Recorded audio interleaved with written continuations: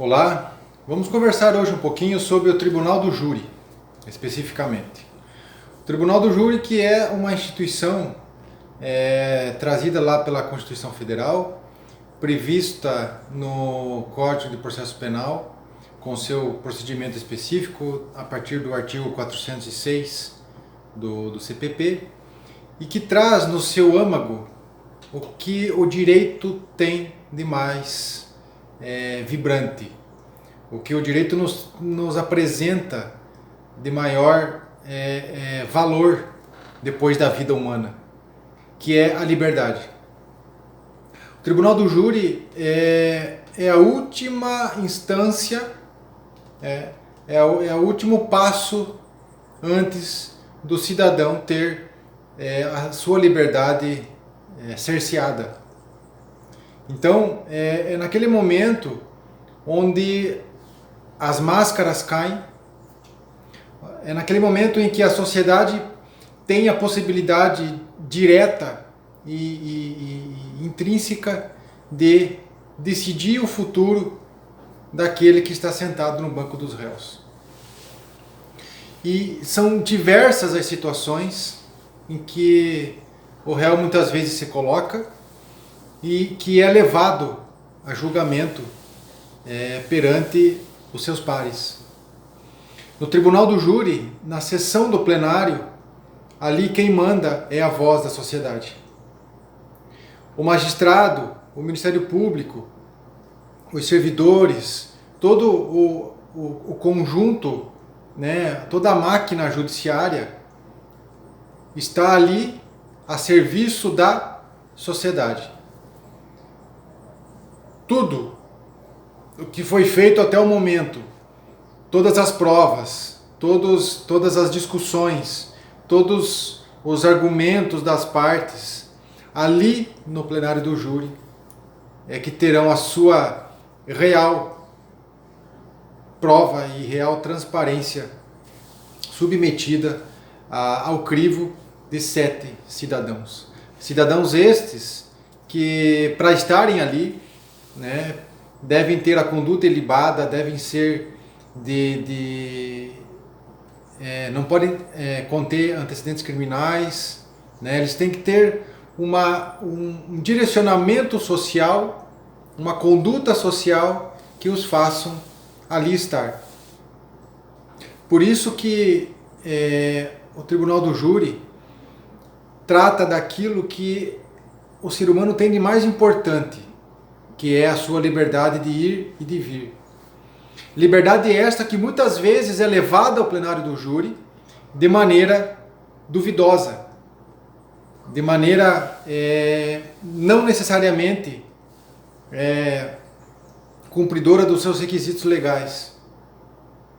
E por que nós mencionamos ali o magistrado, o Ministério Público, os servidores da Justiça, e não mencionamos o advogado? Porque, embora o Ministério Público também não seja formador do sistema judiciário, não seja do sistema judiciário propriamente dito, o advogado muito menos. Porque o advogado chega com a tarefa de desmistificar tudo aquilo que foi até o momento trabalhado pelo órgão acusador, seja Ministério Público, seja querelante. Naquele momento, o advogado é a última fronteira entre o cidadão e a perda da sua liberdade. O advogado ali ele está fazendo as vezes e as vozes do acusado, que só tem a ele, advogado, como ouvinte, e como transmitidor de todas as suas vontades, de todas as suas exclamações que ali serão expostas. Veja, o fato único e simples, se é que se pode dizer simples, porque não há nada de simples quando você corre o cidadão está correndo o risco de perder a sua liberdade, tanto num homicídio, seja ele simples ou qualificado, seja num aborto, ou num auxílio ou instigação ao suicídio, crimes, né, de competência do tribunal do júri. O homicídio ele é tentado ou consumado. Ali não existe mágicas, não existem inflamações que não sejam a do cidadão falando aos seus pares, né, através do advogado e mesmo através do seu depoimento, do seu interrogatório, né, fazendo vezes a sua defesa pessoal. Então, neste momento do tribunal do júri, a gente costuma dizer, né, que ali a criança chora e a mãe não vê. Porque tudo que foi feito até ali, embora possa ser repetido na instrução do plenário, mas no momento dos debates orais que isso virá à tona. É ali no tete-a-tete do promotor de justiça, do defensor do réu, ou mesmo ainda às vezes da assistência de acusação, que há o limite do ser humano. O limite de quem está à frente, levando a palavra daquele que tem a hipossuficiência já presumida, que é o acusado, frente a um poder estatal infinitamente mais poderoso, mais forte, de maneira que o advogado torna-se o único instrumento capaz de quebrar essa hegemonia estatal, de fazer valer os seus direitos, a sua voz enquanto cidadão, porque mesmo acusado, ele não perde a característica de ser cidadão, e ele merece e tem previsão legal para que isso possa prevalecer, ou seja, aqueles direitos constitucionais, processuais, para que a sua defesa possa ser exercida de maneira ampla e irrestrita. E é ampla e irrestrita mesmo. Não se pode aceitar uma defesa em plenário do júri meia boca. Por isso que o tribunal do júri não foi feito para amadores. Não foi feito para aqueles que não detêm um domínio mínimo do que vá enfrentar naquele momento.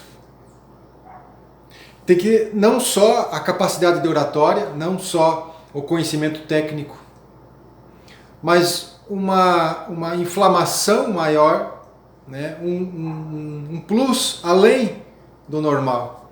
Porque o tribunal do júri é um jogo de nervo, é um jogo de paciência, é um jogo de muita lucidez e muitas vezes aceitar a provocação da outra parte, no caso do Ministério Público, direcionado ao defensor, o qual já chega com uma função, como digo, sempre maior, porque é mais fácil você acusar do que você defender. É mais fácil você apontar o dedo e dizer, não, isso está errado, ele fez assim, fez assado, né? Então, a função do advogado, no momento que ele veste a toga e sobe em plenário, é a função indispensável, inafastável e a função inalienável.